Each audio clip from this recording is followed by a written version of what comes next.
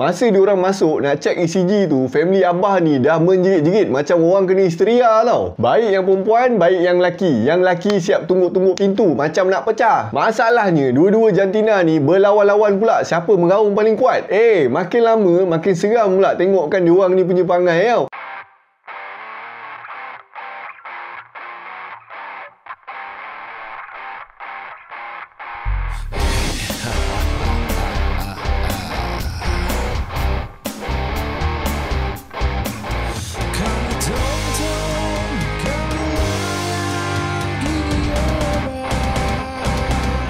Assalamualaikum dan salam Melaka bersejarah. Kita kembali lagi dalam segmen cerita kedai kopi. Memandangkan hari tu ada orang cakap boring tengok cerita kedai kopi sebab aku baca je cerita tu kan. Bila aku dengar komen ni, dekat sini aku sedar yang aku ni bukan sesiapa pun kalau aku tak bercerita. Inilah bukti yang orang suka cerita aku je, tak suka aku pun.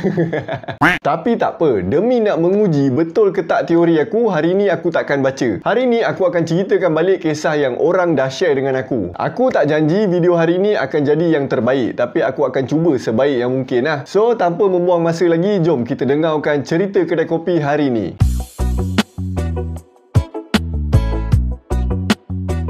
Cerita ni daripada seorang akak yang berasal dari Melaka dan bekerja dekat Arab Saudi. Akak ni kerja dekat Cancer Unit Oncology Ward dan tahun ni dah masuk tahun ke-5 kerja dekat sana. Senang cerita, akak ni kerja nurse lah dekat hospital sana. So, mestilah akak ni nak share pengalaman dia kerja dekat sana. Sebab dia ada cakap, masa mula-mula akak ni kerja dekat sana, dia pun terkejut dengan budaya orang dekat sana. Ada yang baik gila, ada yang pelik-pelik, ada juga yang terlampau ekstrim. Jadi, apa yang aku nak ceritakan ni adalah pengalaman tahun pertama akak ni kerja dekat sana. Masa tu ada seorang pasien lelaki yang dah tua yang kita gelaukan sebagai abah lah, bukan nama sebenar. Abah ni bukan pasien akak ni, tapi pasien senior akak ni, orang Filipina. Abah ni memang regular pasien dekat ward tu sebab semua pasien-pasien kanser akan ulang alik ward ni untuk dapatkan rawatan macam kemo dan lain-lain rawatan lah. Senang korang faham, semua pasien yang masuk ward ni sekali dia dah masuk memang kau akan hadap muka dia je lah sampailah dia sihat ataupun sampai masa dia jumpa Tuhan. Jadi ceritanya, abah ni masuk lagi dalam ward tu. Dan masa ni, keadaan abah ni pun dah uzonau dah. Doktor pun bagi rawatan apa semua, tapi tak jalan juga. Lepas dah 2 ke 3 minggu, dah bagi macam-macam rawatan dah, pun tak baik-baik. Itu dah kira tak ada harapan dia tu. Abah ni pun start tak sedarkan diri tau. Dia hidup lagi, tapi tak sedarkan diri lah. Doktor pun dah explain kat family abah ni, dah tak ada rawatan lain lagi dah nak bagi. Senang kira, sekarang ni, dia dah nazak lah. Cerita pasal family abah ni, family dia besar tau. Anak menantu dia ramai. Kalau family abah ni datang melawat, terus meriah wad tu, semua-semua datang masuk. Dekat sini mana nak dapat macam tu? Engkau try lah cakap dengan guard dekat hospital besar tu kalau kau berani lah. Guard dekat hospital besar tu lagi garang daripada polis bantuan dekat UiTM aku dulu tau.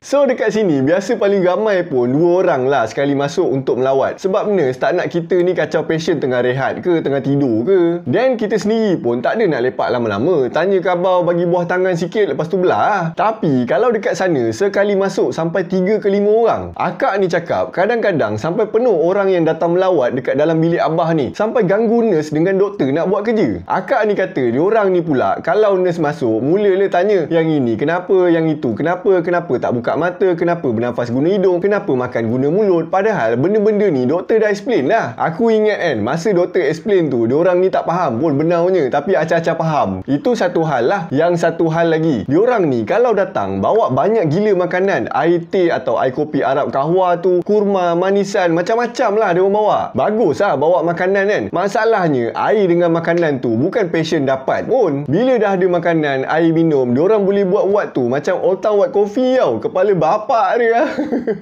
Diorang boleh bantai lepak ramai-ramai dekat dalam tu. Borak-borak, main handphone, ada yang siap tidur dekat situ. Diorang ni tak riau sangat pun pasien tu. Padahal member dah nazak ni. Kalau budaya kita, pasien dah nazak, kita ajar lah pasien tu mengucap ke, bacakan Yasin ke, baca Quran ke. Kalau malas now pun, bukalah MP3 zikir dekat dalam bilik pasien tu kan. Nak dijadikan cerita, ada satu hari ni, akak ni masuk bilik sebab nak cek keadaan abah dengan tukarkan lampin. Bila tengok diorang ni macam tak hiraukan abah, akak ni pergilah tegur anak-anak abah ni. Akak ni katalah, ajarlah abah ni mengucap ke, bacakan Yasin ke, buka zikir ke. Sekali anak abah ni terus tengking balik, tak payah nak ajar aku. Terkejut akak tu. Tak tahulah member dah terasa ke apa kan. Akak ni pula dah risau tersalah cakap ke apa kan. Nasib baik anak-anak abah ni tak komplain dekat hospital. Kalau tak, masak akak ni. Start daripada tu, akak ni terus tak berani nak tegur ke apa ke, lantak dia orang le nak buat apa. Lepas tu barulah akak ni dapat tahu yang benda-benda macam tu sensitif untuk orang dekat sana. Diorang ni ada satu budaya di mana diorang akan anggap teruk mana pun pasien tu punya penyakit, pasien tu tetap ada harapan untuk sembuh. Diorang ni tak nak putus asa lah, senang cerita. Diorang mengharapkan ada keajaiban dari kuasa Tuhan yang akan berlaku dekat pasien tu. Kira kalau kau bacakan Yasin atau ajar mengucap ni, macam kau mengiyakan pasien tu nak mati. Tapi kesian dekat pasien lah, dah nazak kot. Doktor pun dah cakap dah tak boleh nak buat apa lagi dah. Kau paksa lagi pasien tu buat treatment itu, buat treatment ini, kan menyakitkan lagi pasien tu. Kadang-kadang masa akak ni tengah bersihkan badan abah, kesian punya pasal akak ni bisik lah dekat telinga abah ni, ajarkan mengucap apa semua. Tapi kena buat sorok-sorok kan, diorang nampak mampus kena komplain. Akhirnya dah sampai masanya ajal menjemput, abah pun meninggal dunia. Disebabkan akak ni baru lagi masa tu dia tak tahu lagi macam mana nak handle pasien dan apa akan jadi dekat family pasien yang meninggal dunia ni. Masa tu akak ni nak tolong senior dia check ECG sebab nak pastikan line tu dah straight je. Lepas dah confirm baru panggil doktor untuk sahkan kematian. Masa diorang masuk nak check ECG tu, family abah ni dah menjerit-jerit macam orang kena histeria tau. Baik yang perempuan, baik yang lelaki. Yang lelaki siap tumbuk-tumbuk pintu macam nak pecah. Masalahnya dua-dua jantina ni berlawan-lawan pula siapa meraung paling kuat.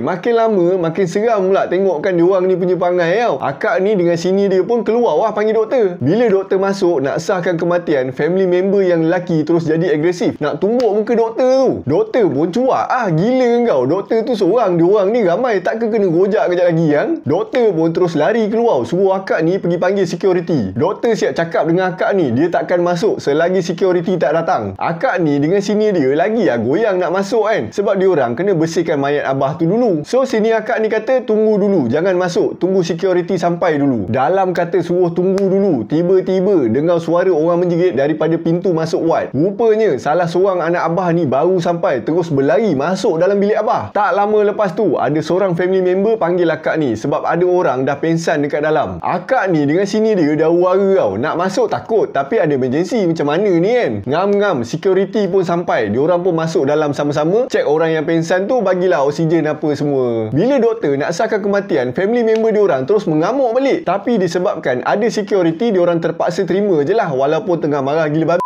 Akak ni pun panggil inpatient officer untuk slow talk dengan family abah ni, yang mana nampak tengah waras lagi supaya cakap dengan family member yang lain yang akak ni dengan sini dia kena bersihkan mayat abah ni. Lepas dah slow talk, keadaan jadi geda sikit. Tapi proses nak bersihkan mayat tu jadi leceh tau. Kita pegang sini dia orang melalak, kita pegang sana dia orang tepis tak bagi pegang. Habis macam mana nak bersihkan? Lepas dah siap bersihkan, nak hantar le pergi bilik mayat. Masa nak tolak katil tu, datang lagi seorang anak perempuan abah menjerit-jerit masuk dalam bilik. Dia siap naik atas katil, peluk abah ni sambil nangis-nangis tau, tak bagi akak ni hantar abah pergi bilik mayat. So jadi lagi huara dekat dalam bilik tu. So akak ni terpaksa panggil security lagi. Tapi panggil security perempuan senang, perempuan dengan perempuan boleh peluk atau tarik dia terus. Security pun datang 2 orang. Akak ni bagi tahu le dekat security ni dah tak boleh nak tunggu lama lagi dah ni. Untuk pengetahuan korang, nurse ni punya kerja, diorang ada time frame tau untuk hantar jenazah pergi bilik mayat. Diorang tak boleh nak biarkan jenazah ni lama-lama dekat dalam ward. Kalau ada waris yang tak datang lagi tapi nak tengok mayat, kena pergi tengok dekat bilik mayat. Disebabkan anak abah ni dah panjat atas katil, security terpaksa tarik dia turun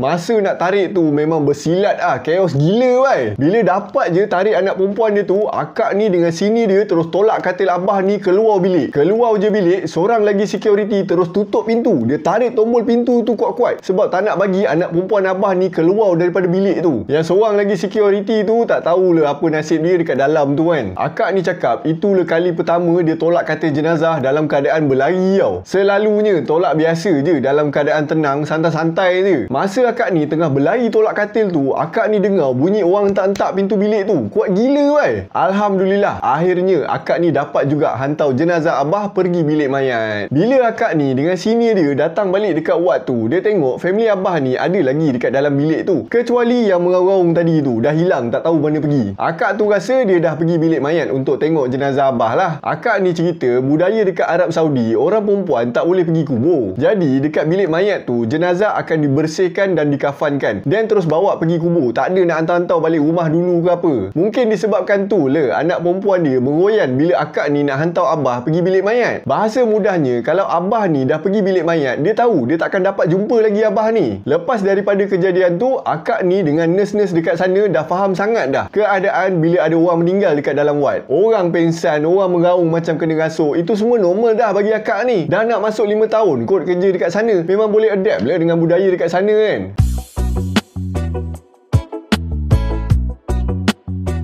So, begitulah cerita pasal pengalaman akak ni yang bekerja sebagai jururawat hospital dekat Arab Saudi. Terima kasih banyak dekat akak ni sebab sudi nak share pengalaman dia dengan aku. So, apa pendapat korang? Korang ada ke pengalaman macam akak ni kena? Anyway, aku nak bagi tahu. Aku ceritakan ni sebagai perkongsian sahaja. Kita bukan nak judge mana-mana bangsa Lain bangsa, lain budayanya. Kalau korang ada apa-apa nak cakap, macam biasalah, korang tulis lah dekat ruangan komen dekat bawah. So, korang rasa okey tak kalau aku ceritakan balik macam ni? Ke korang nak aku baca je apa yang diorang ni tulis? Kalau ikutkan penulisan, cerita ni panjang. Ini aku dah ringkaskan lah, senang sikit korang faham. Lagi sekali aku nak bagi tahu, kalau korang ada pengalaman menarik ke, sedih ke, atau apa-apa pengalaman berkaitan dengan bulan Ramadan, korang boleh share dengan aku. Korang tekan je link WhatsApp yang aku dah letak dekat description. Aku nak minta maaf andai kata aku ada terkasar bahasa atau penyampaian aku hari ni tak berapa best. Terima kasih sebab sudi luangkan masa untuk dengar cerita aku hari ni. Kalau korang rasa seronok dan nak bagi hadiah dekat kita orang, boleh tekan button super thanks dekat bawah juga. Sampai sini je lah cerita kita hari ini. Semoga kita berjumpa lagi dalam video yang seterusnya. Assalamualaikum dan salam Melaka bersejarah.